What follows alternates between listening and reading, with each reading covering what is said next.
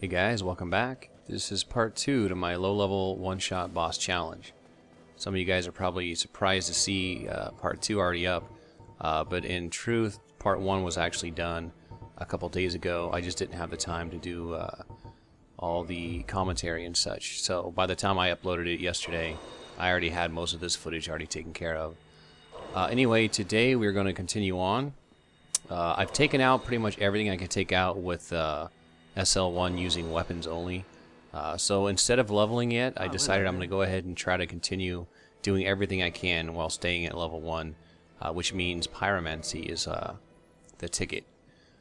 So I'm not going to show everything, obviously, because it took quite a bit of me farming to be able to keep upgrading. All the souls you see me have right now are pretty much where I left off yesterday. But after this, I'm going to go do some farming. I started out farming in the Drake area because I wanted to get some Drake scales as well. But it was pretty slow going, so I ended up going to the forest and doing a little bit of farming there. But I did get probably about a dozen Drake skills, so I'll have to continue farming that to get the 30 that I need. So there were quite a few questions and comments on the first part of the video. I thought I had been thorough enough to kind of cover everything, but I realized looking back that I left a few holes open, and I made some things unnecessarily complex.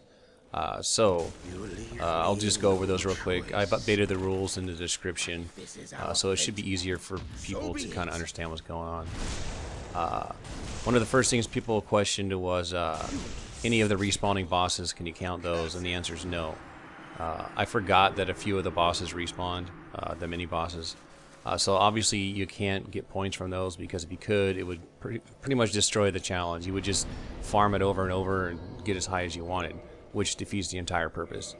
So the Capra demons in the ruins, the Taurus demons in the ruins, the Berenike Knight in Sense Fortress respawns, so you can't kill him, and the Tight Knight demon in Los Azaloth actually respawns as well.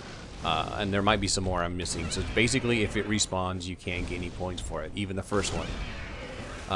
What I also did was basically decide to take the giant rat out of the list and instead put the Berenike Knights. But since one of them is a respawn and the other one only gives you 1 point, I see no reason to even do that anymore. So from here forward, basically, just follow the mini boss list that I have a link to exactly as it is. Don't even worry about changing anything. If you've already killed the Berenike Knight and not killed the rat, don't worry, it's fine. They're both easy to kill. It won't change the point system at all. But if you're new and you want to start doing this, then just follow the list exactly as you see it for now. Some people were also asking questions about which attacks count as one shot, so we'll go over that real quick. Basically, anything that is a single attack that hits multiple times still counts. I probably should have nicknamed it the single attack kill or whatever, but that sounds pretty stupid. One shot kills basically kind of the agreed upon terminology by most of the player base. So things like riposte, which hit Molder once, it still counts as one attack. Firestorm, homing crystal, soul mass, homing soul mass, anything that's a single attack that happens to hit multiple times is still okay. Just want to be clear about that. Some other people were wondering, is it okay to kick a knight off a cliff or something? You can't kick them off because kicking doesn't do any damage. You can't make them fall off on their own by running around and hoping they're stupid. But you can, however, backstab or riposte them, which leads to them falling off afterwards. They're not that hard. I don't think we're going to run into that situation too many times in the game. But in case it does come up, that's your answer. Hello again. You're going to see me here buying some stuff from Shiva. Obviously, I joined the Forest Covenant long enough to get him down here. You actually have to talk to him after you join the Covenant, or he won't show up down here. I bought the Demon's Great Axe, and I also bought the Demon Great Machete. I was pretty sure I was going to use the Great Axe, but I got the Machete just in case, because you can use it at a lower level. Here I'm just using Firestorm to take these guys out. I'm going to need some humanity, because I think that I'm probably going to have to join the Chaos Covenant at one point, and I'm probably going to want to get some of those spells, so I'm going to collect humanity as I go. Also wanted to kill Quelana here, because she drops a spell that's Fire Tempest, and it's better than Firestorm, and it still only takes 1 slot. So since I'm obviously going to be using Pyromancy for most of these boss kills coming up, we'll talk a little bit about how to make that stronger. First of all, you would want to utilize exactly what I talked about in the first video, That would be super hyper mode, basically using the red tearstone ring combined with the power within. But there's also a couple of items that you can use to make it stronger.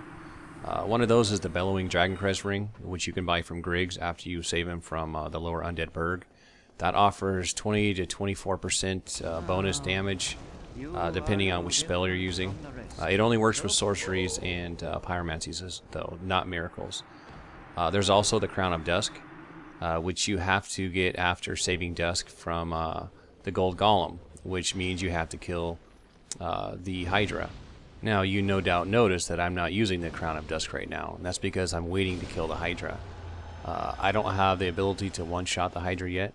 It's very difficult to do at this low of a level. But the problem's going to become I might need that Crown of Dusk later, so I might have to purposely kill the Hydra in more than one hit and lose that point in order to both get a point from the Gold Golem as well as save Dusk so that I can pick up a few things from her. And that decision is basically what this challenge is all about. Knowing when it's okay to sacrifice a few points here and there in order to get something beyond that'll help you later, or whether you hold out, be patient, and try to come back and kill it later so that you don't waste any points. So this is where people are going to be doing it differently. So you saw me get the very large ember. I'm turning it into Andre here. By using pyromancy instead of actually leveling up as I go, it's actually saved me a little bit of time. Because like I said in the previous video, I could have leveled up, used a better weapon than the reinforced club, and did some of these kills with that. But I didn't want to have to go through the pain of upgrading 2 weapons and wasting a bunch of chunks. So I decided to use pyromancy to get me even more points, to the point where I can actually use the Demon's Great Axe. So with all that being said, it's pretty much time to fight the bosses. I've chosen not to actually do commentary during the boss fights, because I thought it would be a little bit more fun for you guys to kind of watch and enjoy, and see if you can kind of figure out my thought process and why I went about it the way I did. Just keep in mind that during all these fights, I am still level 1. Oi, where are you off to?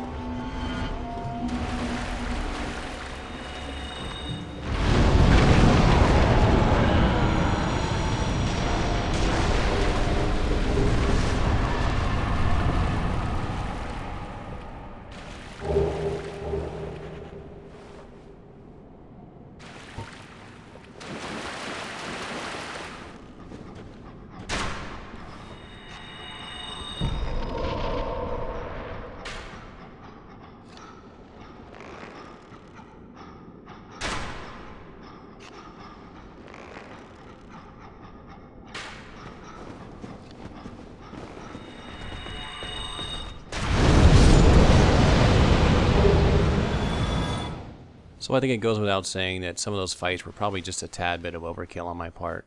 But since I had the power, I decided I might use it and make the video more fun to watch. But that's pretty much the end of this video. I got some farming to do, and I will catch you guys later.